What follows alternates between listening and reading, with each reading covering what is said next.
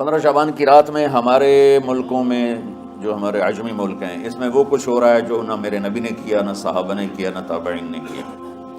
عجیب و غریب عبادات گھڑ لی ہیں، عجیب و غریب اس کے اعمال بنا لیے ہیں اپنی طرف سے، اور مسجدیں بھری ہوتی ہیں اور روشنیاں لگی ہوتی ہیں اور وہ آتش بازی ہو رہی ہوتی ہے۔ میرے نبی نے اس رات کی فضیلت بتائی، عمل کوئی نہیں بتایا۔ جیسے یہاں کوئی صلاۃ تسبیح کی جماعت کرا رہے ہوتے ہیں، کوئی اجتماعی تہجد پڑھ رہے ہوتے ہیں، کوئی دیگیں چڑھا رہے ہوتے ہیں، کوئی آتش بازی کر رہے ہوتے ہیں، تو وہ اس میں اتنا غلو ہو گیا ہے کہ یہ بھی ٹھیک نہیں۔ اور کچھ علماء نے اس کے رد میں اس کا اتنا انکار کیا ہے کہ اس رات کی کوئی فضیلت ہے ہی نہیں، یہ بھی ٹھیک نہیں۔ اس بیچ کا راستہ، اس رات کی فضیلت میں جتنی احادیث ہیں وہ ضعیف ہیں، لیکن اتنی کثرت سے ہیں کہ ان سب کا مل کر جمع ہو کر کم از کم وہ حسن لغیر ہی تک تو پہنچ جاتی ہیں۔ اور ابن عثیمین رحمۃ اللہ علیہ نے بھی یہ لکھا ہے کہ زیادہ سے زیادہ ان احادیث کے مجموعے سے، چونکہ اگرچہ ضعیف ہیں لیکن کافی زیادہ ہیں، تو وہ حسن لغیر ہی تک پہنچ جاتی ہیں۔ تو حسن لغیر ہی سے کوئی عمل ثابت نہیں ہوتا، عمل ثابت ہوتا ہے صحیح حدیث کے سے۔ ایک احادیث کی کثرت سے روایات، اور ایک امت کا عمل، کہ امت کا بہت بڑا طبقہ صدیوں سے اس رات کا اہتمام کر رہا ہے۔ لیکن کچھ عرصہ پہلے تک اہتمام تھا دن میں روزہ رکھنا، رات کو کچھ نوافل پڑھ لینا، کوئی دو زیادہ پڑھ لینا، لیکن اب یہ ڈھول تماشے جو اب شروع ہوا ہے، اس کا تو کوئی وجود ہی کوئی نہیں ہے۔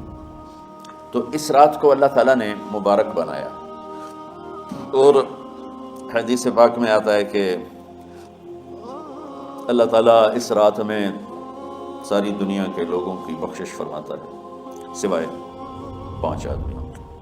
5 کے سوا سب اہل ایمان کی بخشش ہو جاتی ہے۔ مشرک، المشرک، پہلا مشرک، دوسرا مشاحن، مشاحن کیسے کہتے ہیں؟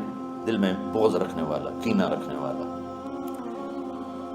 تیسرا مسبل ازارہ، اپنے پاجامے شلوار چادر کو ٹخنوں سے نیچے تک لے جانے والا، لیکن ایک شرط کے ساتھ کہ وہ تکبر کی وجہ سے، سستی کی وجہ سے ہے، غفلت کی وجہ سے ہے۔ کیونکہ جب آپ نے ایک مرتبہ اس کے بارے میں بات کی تو حضرت ابوبکر صدیق نے کہا، یا رسول اللہ، میری چادر، عرب چادر باندھتے تھے، جیسے ہمارے پنجاب کا لباس چادر تھا، اب وہ کم ہو گئے۔ ہماری تو بزرگ عورتیں بھی اور مرد بھی سب چادر باندھتے تھے، شلوار تو کسی کو پتہ ہی نہیں ہوتا تھا ہمارے بچپن میں۔ یہ تو پھر آہستہ آہستہ جب تعلیم آئی تو شلوار دیہاتوں میں بھی اور شہروں میں عام ہو گئی۔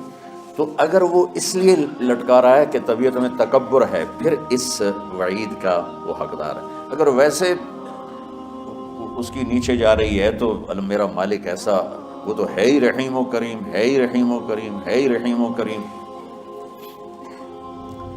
صرف شلوار نیچے لٹکانے سے وہ اتنی شدید سزا دے، اگر اس کے پیچھے تکبر ہے، پھر ہے یہ۔ تکبر نہیں ہے تو انشاءاللہ وہ اس سے محفوظ ہوگا۔ تو اپنی چادر کو لٹکانے والا، لیکن بشرط تکبر۔ کتنے ہو گئے؟ عاق لوالدیہ، ماں باپ کا نافرمان۔ نافرمان ایسا کہ دکھ دینے والا۔ چھوٹی موٹی اونچ نیچ تو ہر بچے سے ہو جاتی ہے، جن نے والدین کو ٹکڑے ٹکڑے کر دیا اور ان کو دکھ دے دے دے دے کے ان کا سینہ چیر دیا ہو، چونکہ آپ کہتے ہیں پرزے پرزے کرنا کسی چیز کو، تو اپنے دکھ دے کر، اپنی بدتمیزی کے ساتھ اس نے ماں باپ کا دل زخمی کر دیا ہو، ایک یہ نہیں معاف ہوتا۔ 5واں مدمن خمر، مسلسل شراب پینے والا، مستقل جو شراب کا عادی ہو۔ ان 5 کو مؤخر کر دیا جاتا ہے۔ معافی نہیں ہونے کا مطلب یہ نہیں کہ اللہ تعالیٰ کبھی معاف نہیں کرے گا۔ معافی نہ ہونے کا مطلب یہ ہے کہ یہ 5 ایسے گناہ ہیں کہ اس کی وجہ سے بخشش رک جاتی ہے۔ اگر وہ شرک سے نکل آئے، وہ کینہ سے نکل آئے، وہ تکبر سے نکل آئے، وہ والدین کی نافرمانی سے نکل آئے، شراب چھوڑ دے، تو ان کی بھی بخشش ہو جاتی ہے۔ جب کوئی توبہ کرے گا فوراً بخشش ہو جائے گی۔ نہ 15 شعبان کی ضرورت ہے، نہ لیلۃ القدر کی ضرورت ہے، نہ بیت اللہ جانے کے ساتھ توبہ کی شرط ہے۔ جہاں بھی وہ بیٹھ کے توبہ کرے گا، جس لمحے میں کرے گا، اسی وقت اس کی توبہ قبول ہوگی۔ اور